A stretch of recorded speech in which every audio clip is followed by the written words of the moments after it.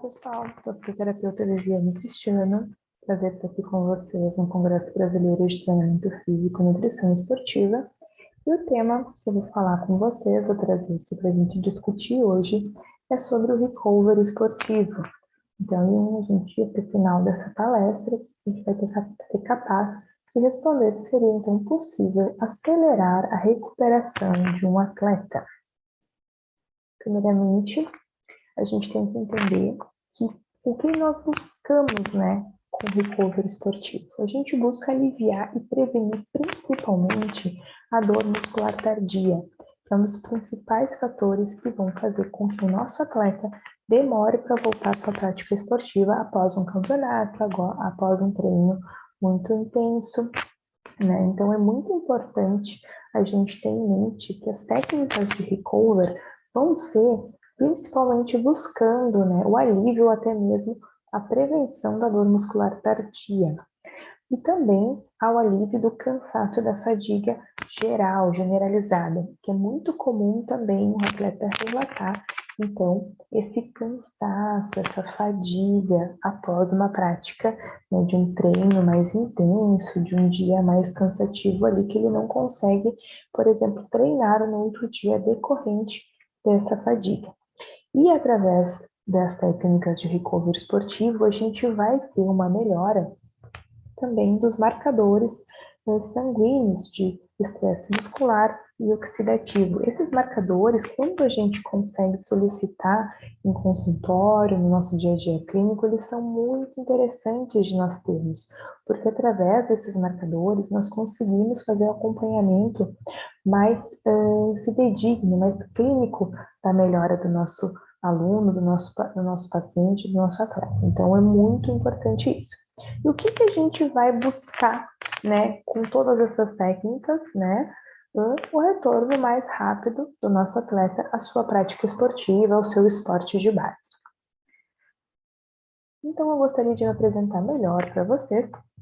Eu sou a fisioterapeuta Viviane Batista Cristiano, fisioterapeuta graduada em 2010 pelo Centro Universitário Metodista do IPA, aqui do estado de Porto Alegre.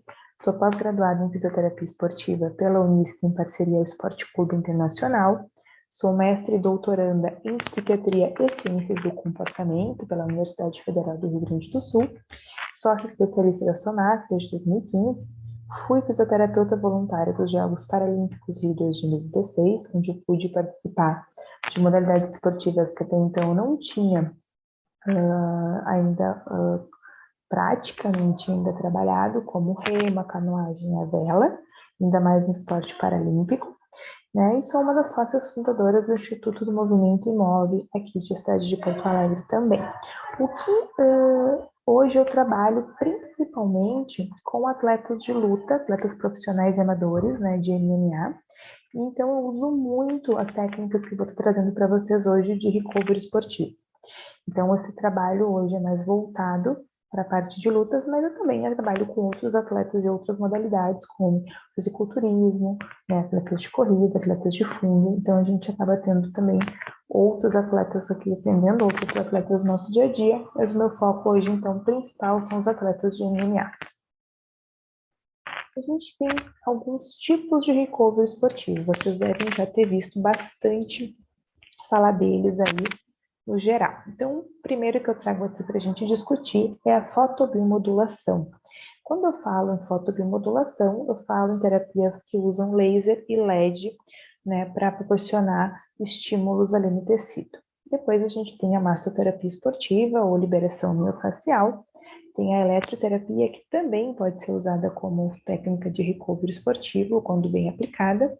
A crioimersão, que é uma das, ou se não a mais popular técnica conhecida de recovery esportivo.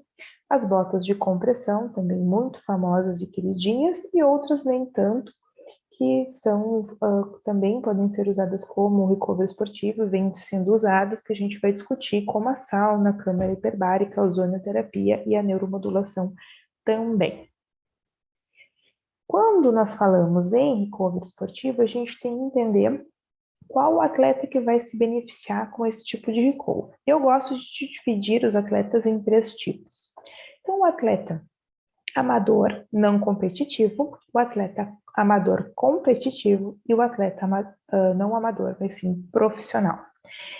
Por que eu gosto de fazer essa divisão? Porque, dependendo, né, do tipo de atleta, eu vou ter mais ou menos estresse naquele indivíduo. Então, vocês pensem comigo. Um atleta amador não competitivo é aquele indivíduo que pratica a sua atividade esportiva, né, que tem uma rotina de treinos, mas não muito pesada, que tem a sua ocupação, né, a sua ocupação laboral, seu trabalho não está vinculado a essa prática esportiva. Então, por exemplo, ele é um advogado que pratica jiu-jitsu, ele é um médico que pratica muay thai, né?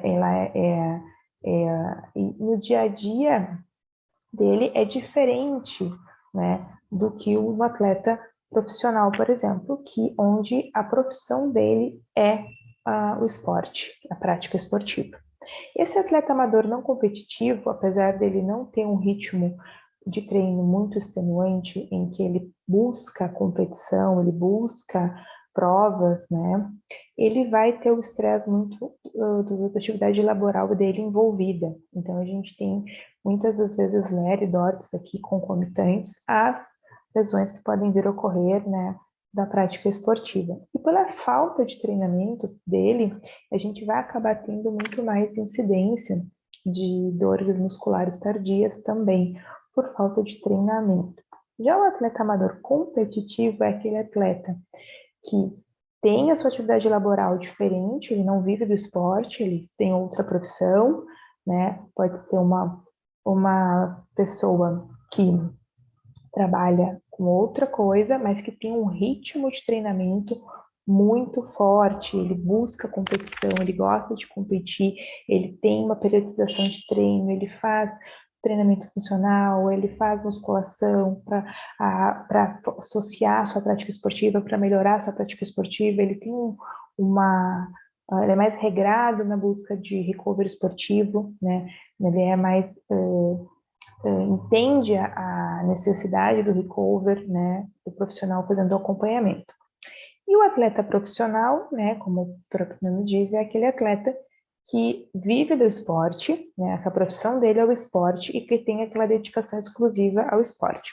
Aqui tem um adendo muito importante, que como eu trabalho com os atletas de MMA, os atletas de MMA, além de fazerem o seu treinamento, além de terem a sua prática esportiva, né, fazer toda a periodização do seu treino voltado para a prática esportiva e tudo mais, eles têm uma questão aqui que hoje a gente sabe que no Brasil é muito difícil viver apenas do esporte. Então, eles também acabam tendo que ser professores, né, mestres de luta e treinar outros, né, outros atletas, como, por exemplo, um atleta competitivo amador ou um atleta amador não competitivo. E eles acabam tendo uma rotina muito forte de treinos. Então, além de treinar, de fazer o treino deles, eles têm que passar o treino para os seus alunos. E acaba tendo um estresse, um nível de estresse muito grande. Então, esse atleta profissional qual eu trabalho acaba tendo e muito, né, essa carga excessiva por ter essa profissão também de professor.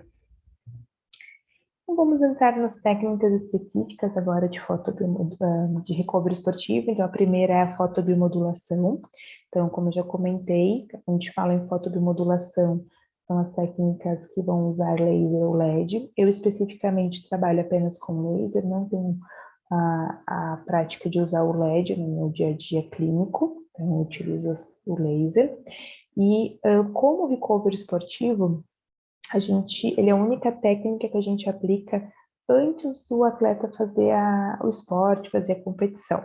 Então, se nós aplicarmos o laser, né, infravermelho e vermelho, em 2 comprimentos de onda, antes da prática esportiva, uma dosagem aqui sugerida de 4 a 6 joules, eu, na minha prática clínica e seguindo uns outros estudos, já aplico uma dosimetria um pouco mais alta, até 10 joules por ponto, eu vou ter uma melhora da recuperação tecidual, vou acelerar a recuperação daquele tecido, eu vou diminuir a incidência de câimbras e da dor muscular durante a prática e após, e vou prevenir lesões musculares. Isso não sou eu, Viviane, que estou falando, isso são os estudos que nos trazem isso e bastante embasamento já, com bastante força.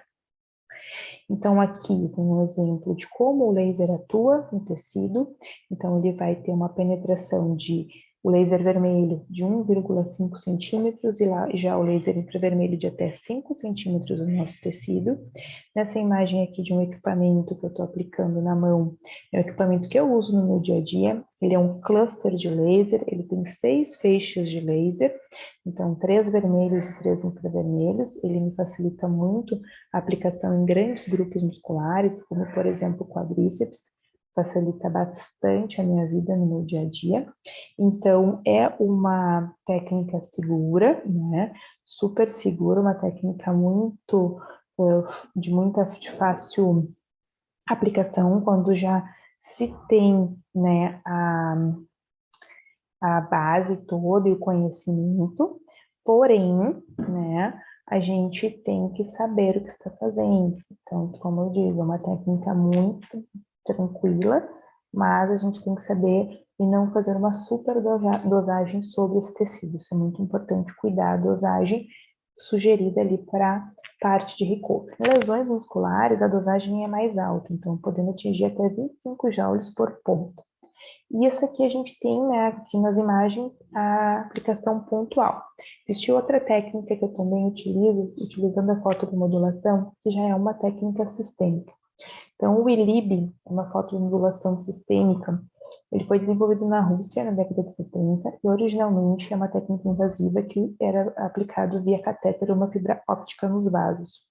No Brasil, na década de 90, o Instituto Incor modificou, simplificando, adaptando ela para uma pulseira, então transformando ela numa técnica não invasiva. E essa técnica, o que ela vai fazer? Ela vai fazer uma estimulação do ciclo celular, estimulando processos oxidativos nas mitocôndrias, principalmente das nossas hemácias, aumentando a síntese de ATP e o suporte de oxigênio aos tecidos. Isso gerando, então, uma estimulação à atividade metabólica geral das células.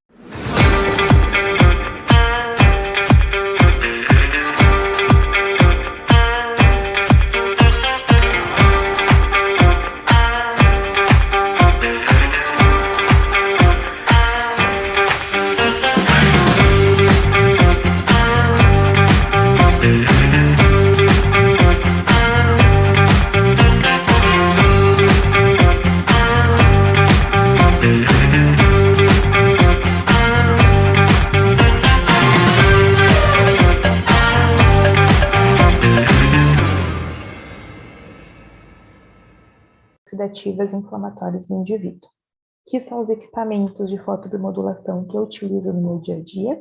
Então, a gente tem aqui um laser caneta de um feixe único, tanto vermelho como vermelho, portátil, que facilita muito no meu dia a dia como fisioterapeuta esportiva. E depois a gente tem esse outro equipamento, o Vacum Laser, que a gente vai ter então um cluster de laser com 6 feixes vermelhos e 6 feixes infravermelhos, e mais ainda associando a endermoterapia, a mobilização tecidual. Equipamentos que exigem um certo investimento, mas que nos dão uma resposta muito boa. Seguindo, né, os tipos de recovery que nós temos, nós vamos falar agora sobre a liberação miofascial. Com certeza é uma das técnicas que eu também mais utilizo no meu dia a dia. É uma técnica barata, que demanda apenas as nossas mãos, basicamente, no momento que você tem o domínio da técnica. E o que ela vai nos proporcionar? Né? A técnica de liberação miofascial, ou massoterapia esportiva, como vocês preferirem a nomenclatura. Ela vai liberar as tensões, né, e dores musculares crônicas, liberando o movimento articular, melhorando a nossa flexibilidade e mobilidade como um todo, melhorando a circulação tecidual, promovendo mudanças progressivas nos nossos níveis físicos e emocionais, porque dependendo do grau de pressão que eu realizo, eu vou estimular um tipo de sistema do meu organismo. Então, se eu faço uma pressão mais suave, eu vou ter um estímulo mais emocional, vou estimular a amígdala lá no meu cérebro. Se eu fizer um toque mais moderado, um toque mais firme, eu vou ter um estímulo do nosso córtex somatosensorial. E se eu fizer um toque mais nociceptivo, né, eu vou já ter um estímulo que vai me gerar quebras de aderência, né, aumento da liberação do exsudato ali da região. Então, dependendo do tipo de pressão que eu gero, eu vou ter um estímulo diferente no corpo. Então, isso é bem bacana da gente entender. Eu trabalho através dos trilhos miofasciais, nos trilhos anatômicos de Meyer, que são trilhos que geram e compartilham tensões e trações pelo corpo, né? E eles, através desses trilhos, eles geram um sistema de tensibilidade miofascial, onde a gente conecta, acaba se conectando o corpo inteiro. São muito bacanas de se trabalhar. Então, aqui eu trouxe 6 exemplos dos 6 principais trilhos miofasciais com os quais eu trabalho. Então, nós temos, então, aqui, por exemplo, pegando o trilho superficial posterior, que é a segunda imagem, a gente pode observar que, por exemplo, uma fascite plantar, né, na nossa planta do pé, ela pode gerar tensões, né, e reflexos até mesmo no nosso cervical, porque elas compartilham o mesmo trilho miofascial.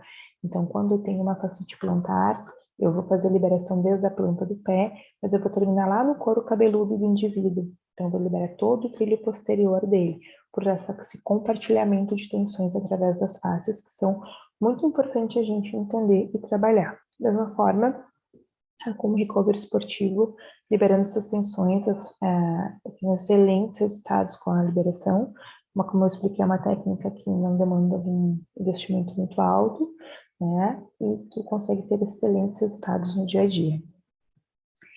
A eletroterapia também é uma técnica que pode ser usada como recover, é uma técnica muito boa.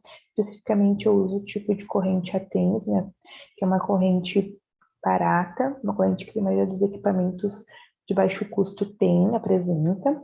Através do uso da TENS, eu vou gerar analgesia, vou liberar, através da teoria das comportas, também vou liberar peptídeos e opioides endógenos, né, que vão favorecer também a analgesia. Eu posso também gerar uma restauração da modulação central da dor e aumentar o fluxo sanguíneo. E através disso eu vou ter uma analgesia, um relaxamento muscular e um aumento do fluxo sanguíneo. Então, excelente opção também para a gente ter no dia a dia, utilizar como recover com a dor muscular tardia, por exemplo. Então, aqui o que nós temos que cuidar é o tempo de aplicação. Se o meu objetivo vai ser analgesia, eu tenho que aplicar entre 30 e 50 minutos, não menos que isso, e não mais, não existe efeito. E se eu quero proporcionar um relaxamento muscular, eu posso aplicar um tempo menor, de 15 a 20 minutos. Muito importante conhecer bem os tipos de corrente, enfim, nós vamos ter principalmente 3 tipos que a gente vai poder utilizar. TENS convencional, né, que eu utilizo com uma frequência mais alta em dores crônicas. A gente tem o TENS acupuntura, que eu utilizo com frequências mais baixas para dor aguda. Né, e utilizo principalmente como recover esportivo o TEN Burst, para me gerar uma contração muscular. É uma corrente muito boa para utilizar como recover esportivo. Falar então da mais famosa, né, a estratégia de recuperação pós-exercício mais conhecida e é utilizada por uma gama de esportes. Acho que não tem esporte que eu já não tenha visto usando a crioterapia, principalmente no caso aqui a crioimersão, né? E ao mesmo tempo que ela é a mais conhecida, a mais famosa, eu vejo que ela é a que é usada mais erroneamente. Por que isso, Viviane? Porque a gente tem que ter um controle muito sério da temperatura e do tempo de exposição do atleta nessa técnica. Então, por que a gente utiliza? Porque a gente quer diminuir a dor, reduzir o processo inflamatório e ajudar a recuperação muscular daquele indivíduo. Mas a temperatura da água, ela tem que estar entre 11 e 15 graus Celsius, senão eu não vou conseguir alcançar esses objetivos. Então, é uma água gelada, não uma água congelada, não uma água com gelo, que é o que, que é o que eu vejo na grande maioria dos casos. E se a gente não tiver esse controle de temperatura, a gente não vai fazer o uso correto da técnica. Então, a gente tem que ter muito cuidado sobre isso. E o tempo de aplicação, o tempo de duração, né, que o atleta tem que ficar submerso, também fica em torno de 11 a 15 minutos. Então, menos que isso não vai ter efeito, mas que isso pode lesionar o indivíduo. E o atleta deve estar, no mínimo, submerso até as cristas ilíacas, né? E a gente opta principalmente até o nível dos ombros, preferencialmente, se conseguir. E eu tenho que ter um cuidado, tem que ter um acompanhamento bem sério, né? A gente pode levar um atleta a ter um caso sério de um choque térmico ali, né? Um choque hipovolêmico por frio, então a gente tem que ter esse cuidado bem sério de ficar acompanhando a temperatura corporal, a temperatura da água e ter esse controle. Botas de compressão. As botas de compressão, elas são, digamos, uma das técnicas que menos tem comprovação, praticamente não existe comprovação como recovery esportivo. Então, o que nós temos hoje é que existe um efeito placebo eminente nelas, então, principalmente os estudos que existem mais sérios, assim, com maior número de pessoas, levando em consideração vários vieses, e que eu acredito principalmente que isso ocorra pelo tipo de protocolo. A gente sabe que cada marca de bota trabalha de uma forma diferente. Então, desde o tempo, que varia de 20 a 30 minutos de aplicação, e a forma que ela faz a pressão muda muito de marca para marca, que a gente trouxe 3 exemplos, e a pressão varia muito também. Então, provavelmente, a gente vai precisar de mais estudos, vai precisar que essas marcas entrem em um consenso de quantos milímetros de mercúrio vai poder fazer essa pressão, se a pressão vai ser de distal para proximal ou concomitante.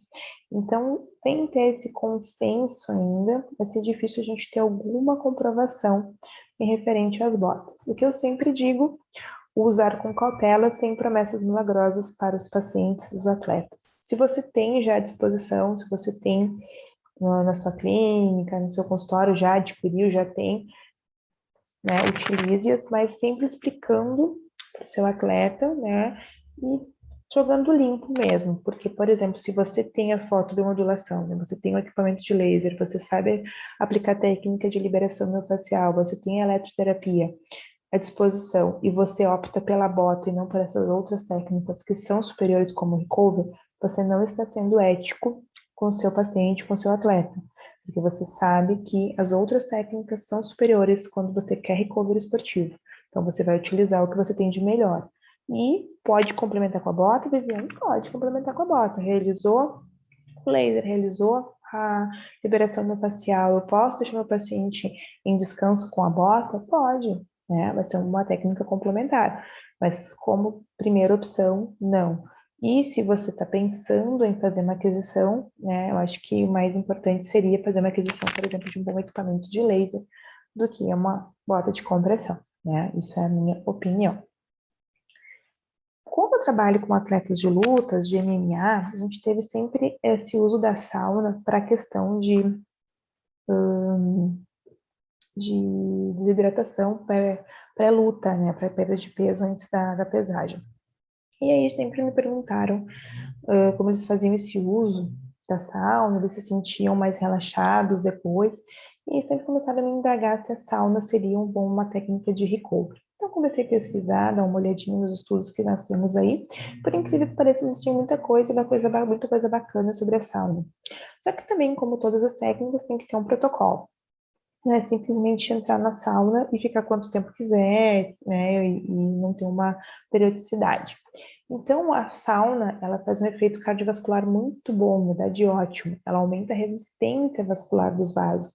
Isso é muito legal, principalmente com os atletas de lutas. Então, aumentando a resistência do vaso, tu evita sangramentos. Então, um golpe que poderia fazer um sangramento, que poderia gerar um corte, um sangramento, esse vaso tendo uma parede mais resistente, ele não vai ter esse rompimento. Então, é muito bacana. E faz um efeito de relaxamento profundo. Qual o protocolo de utilização?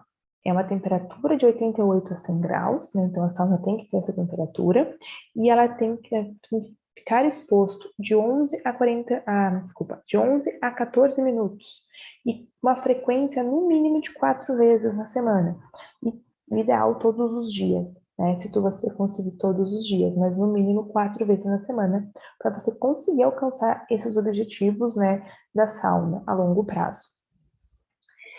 Aqui eu trouxe, então, duas polêmicas, né, que é a câmara hiperbárica e a ozonoterapia, que hoje nós temos uma gama de promessas milagrosas através dessas duas técnicas, que carecem muito, muito ainda de estudos de referencial teórico robusto, explicando melhor os mecanismos de ação, como, né, atingir.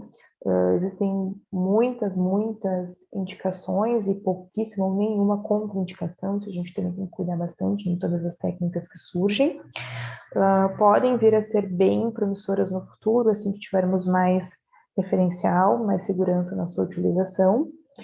E aqui a gente tem que cuidar muito isso. Então, né, como com essas promessas milagrosas, existem uma questão ética por trás que a gente tem que ter esse cuidado. Existem clubes hoje que existem essas técnicas que utilizam, desculpa, utilizam essas técnicas, mas que a gente sabe que tem muito marketing aí, né, envolvido, então a gente tem que ter esse cuidado. Deixei por último para falar um pouquinho de uma técnica muito querida por mim, que eu trabalho bastante, que é a neuromodulação, né, que traz uns efeitos bem promissores, tem um grande potencial, principalmente com a fadiga, né, a fadiga generalizada, e a gente tem já opções no mercado há um bom tempo. Tem esses fones que vocês já devem ter visto grandes atletas aí utilizando eles, que na verdade não são fones, né? Eles são estimuladores por corrente contínua, elétricos do nosso córtex cerebral. Então, eles ficam gerando uma corrente contínua, estimulando ali, aumentando a excitabilidade do nosso córtex cerebral, né? Se não me engano, a marca é o HARO, Raro. Esse equipamento já vem sendo utilizado por muitos atletas profissionais aí no mundo, com a promessa de questão de melhora de performance e diminuição da fadiga generalizada. Né? A gente tem a fotobiomodulação transcraniana, alguns capacetes agora em estudo, também com esse mesmo objetivo, melhorando as conexões cerebrais, aumentando o suporte sanguíneo no cérebro, melhorando o ambiente como um todo, diminuindo a neurotoxicidade, aumentando as conexões, as sinapses e os fatores neurotrópicos ali no nosso cérebro. E eu, particularmente, utilizo a estimulação magnética transcraniana, que é uma técnica que vai gerar potencial de ação, vai gerar um potencial de ação no córtex onde eu estimular. E eu posso, então, também melhorar a fadiga, inibir a dor desse indivíduo, né, através dessas técnicas. Então, são técnicas que a gente tem um grande potencial e que vão vir com força total mais para frente também para utilização com os nossos atletas. Então, seria um autodoping, né, a gente já ajudar o atleta, o cérebro do atleta a reagir, né, realizando, então, aumentando a excitabilidade cortical ou gerando potencial de ação no nosso córtex. Sempre bom lembrar, né, gente, que o melhor recover não adianta nenhuma dessas técnicas que a gente conversou até agora, que se esse atleta, se esse indivíduo não dormiu bem, não dorme bem, tem insônia, se ele não se alimenta bem, se ele não está se hidratando bem e se ele está passando por alguma questão de ansiedade, depressão. Então, se a gente não estiver atento a essas questões, né, não vai adiantar nenhuma dessas técnicas aí que eu comentei. O corpo do indivíduo, desse atleta, ele tem que estar respondendo bem ao sono, ele tem que estar se alimentando bem, ele tem que estar bem como um todo. Aí sim, a gente vai conseguir auxiliá-lo, né, a melhorar sua performance, a retornar mais rápido possível à sua prática esportiva.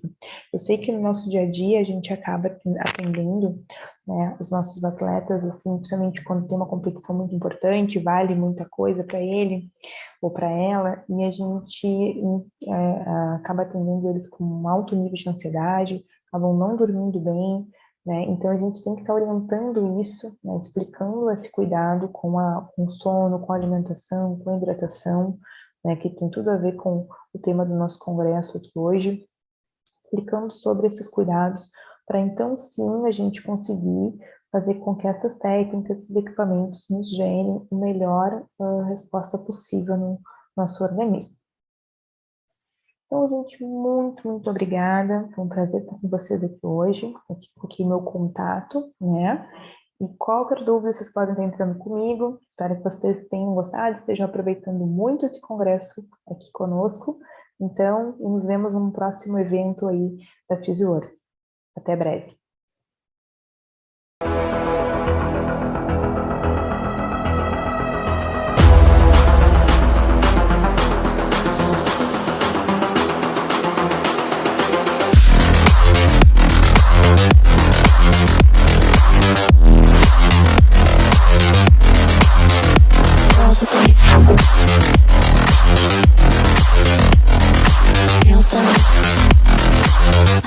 Girls with their nails done.